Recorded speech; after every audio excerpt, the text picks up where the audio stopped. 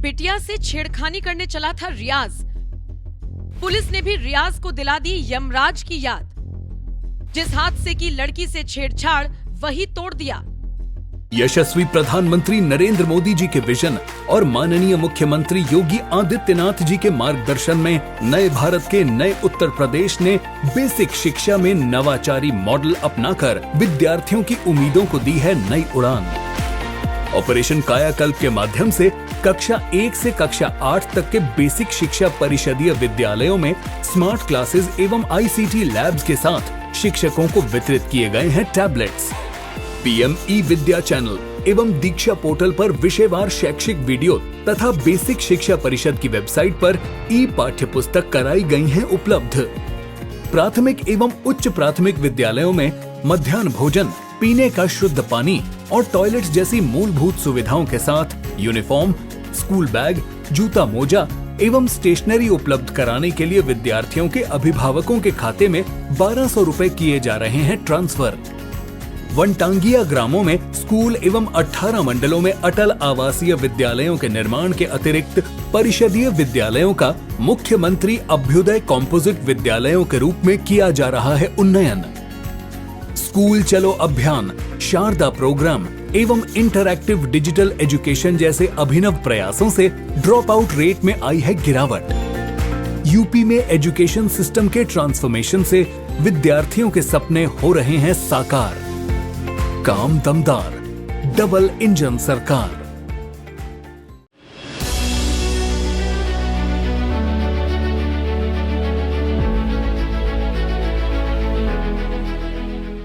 गोरक्षनाथ मठ के महंत योगी आदित्यनाथ ने जब से उत्तर प्रदेश की सत्ता संभाली है, एक तरफ जहां बड़े से बड़े तोप माने जाने वाले माफियाओं की अकड़ तोड़ी जा रही है, उनके साम्राज्य को बुलडोजर से रौंदा जा रहा है, तो वहीं दूसरी तरफ यूपी के शोहदों को भी बख्शा नहीं जा रहा।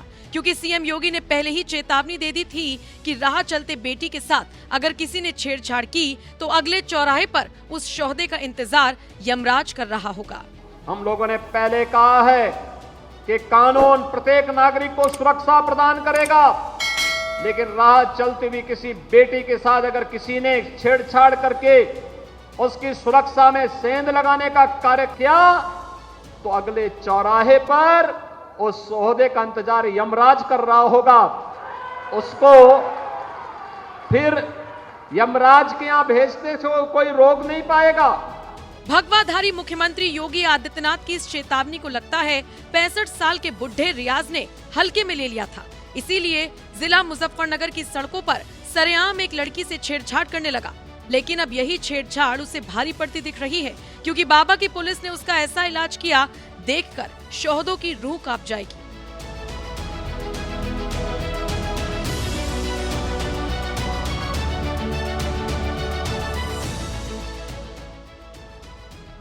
सिर पर टोपी, लंबी दाढ़ी, शरीर पर कुर्ता पायजामा और उम्र 65 पार। गौर से देख लीजिए इस तस्वीर को, जिसे देखकर पहली बार में आपकी जुबान से यही शब्द निकलेगा, बेचारा, बुजुर्ग और गरीब इंसान। लेकिन जब हकीकत सुनेंगे तो ये इंसान नहीं, हैवान नजर आएगा। क्योंकि जिस 65 पार की उम्र में बुजुर्ग पोते पोतियों के साथ खेलते हैं, वक्त बिताते हैं, उस उम्र में इस रियाज को सड़क पर शोहदागिरी करने की सूझी और राह चलती लड़की को बैक साइड पर बैट टच कर दिया। बस फिर क्या, लड़की भी निकली शेरनी। बैट टच करने वाले ठरकी बुढ़े रियाज को दौड़ाकर वहीं सड़क पर दबोच लिया और उसकी खूब कुटाई की। थाना खालापार इलाके में हुई ये पूरी वारदात सीसीटीवी कैमरे में कैद हो गई, जिसके बाद तो फिर एक्शन में आई मुजफ्फरनगर पुलिस ने खुद ही मामले का संज्ञान लिया और सबसे पहले ठरकी बुढ़े रियाज को दबोचा।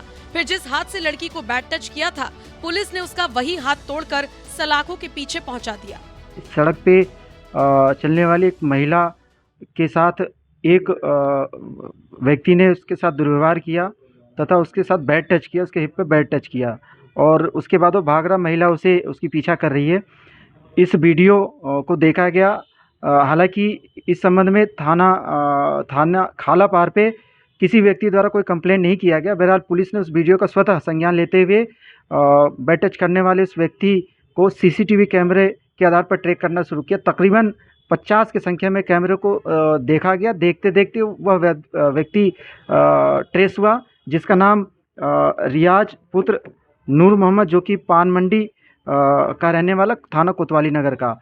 इसे थाना खालापार पुलिस ने गिरफ्तार किया और इसे पूछताछ पे इसने अपने जो इसने काम किया है, जो गलत काम की, इसको स्वीकार किया तथा ये भी बताया कि इसने इसके पहले भी कई घटनाएं की थी और अब तक किसी के द्वारा इसे पकड़ा नहीं गया, उसको किसी ने शिकायत नहीं किया था।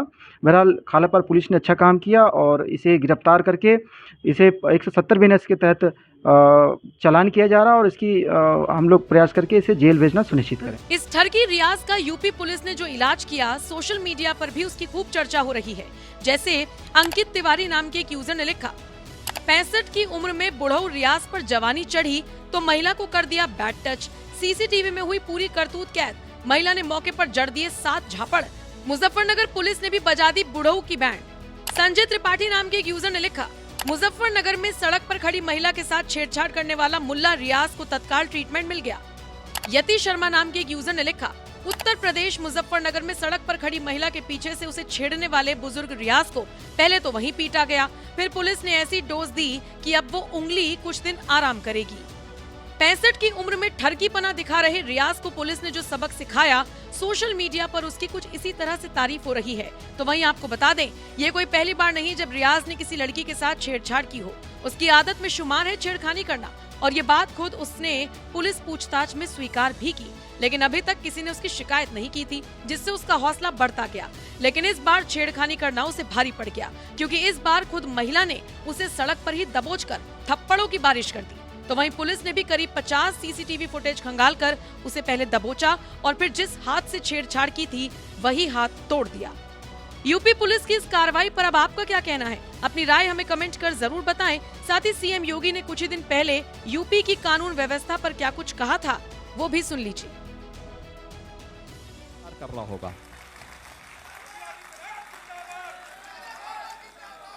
तो यमराज ने जब टिकट उनका काटा तो वे चिल्ला उठे, कह रहे साहब देखिए अत्याचार हो रहा है। अरे अत्याचार तब नहीं हो रहा था जब व्यापारी पे गोली मार रहे थे, और जब उसकी प्रतिक्रिया हुई तो उसके बाद चिल्ला उठे। ये घड़ियाली आंसू बहाते हैं माफियाओं के लिए, उन लुटेरों के लिए जो राह चलते हुए राहगीरों पर, निर्दोष व्यापारियों पर और बेटियों की सुरक्षा के लिए खतरा पैदा करते हैं। और इसीलिए मैं आप सबसे कहने के लिए आया हूं, हमें सावधान होना होगा, सतर्क होना होगा। इन लोगों के उन कारनामों से, जिन कारनामों के कारण पहचान के एक संकट से आप गुजर रहे थे। आप में से बहुत सारे लोग होंगे जिनका व्यापार उत्तर प्रदेश के अलावा दूसरे राज्यों में भी होगा, या लेन देन करते होंगे, सामान मंगाते होंगे। पहले उत्तर प्रदेश के नाम से लोग सामान भेजने में डरते थे, आज कोई डर नहीं है, कोई भय नहीं है। सुरक्षा का एक बेहतरीन वातावरण दिया गया है। हर प्रकार से हम लोग आगे बढ़ रहे हैं।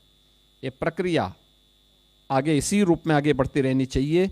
याद करिए, एक तरफ भामाशाह और महाराणा प्रताप, स्वामी विवेकानंद और मैसूर के राजा चाम राजेंद्र वाडियार जी, डॉक्टर भीमराव अंबेडकर और सयाजीराव गायकवाड़ बड़ोदरा के महाराजा और केतड़ी राजस्थान के महाराजा अजीत सिंह जी। आप मुझे बताइए, कहां इसमें जाति भेद है? कहां पे भेद है? ये वोट बैंक के लिए लोग कब तक और कितना बांटेंगे देश को? कितना बांटेंगे? ये बांटने वाले लोग वही हैं जिनको जब अवसर मिला था तो उन दुर्दांत माफियाओं के सामने नाक रगड़ रहे थे। आप याद करिए, अंतर यही होता है। ये डबल इंजन की सरकार है।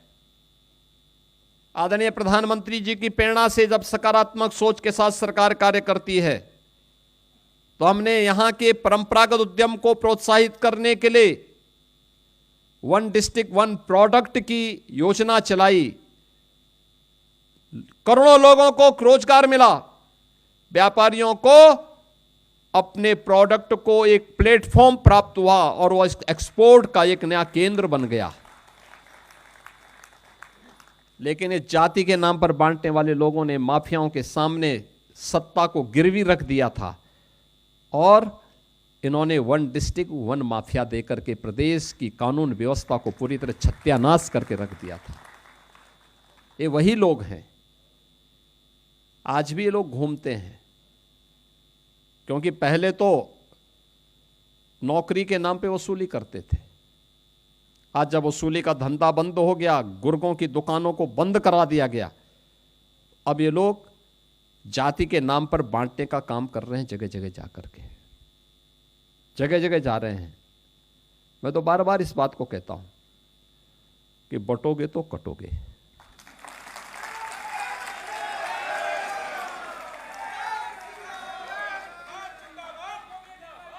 एक रहोगे तो नेक रहोगे।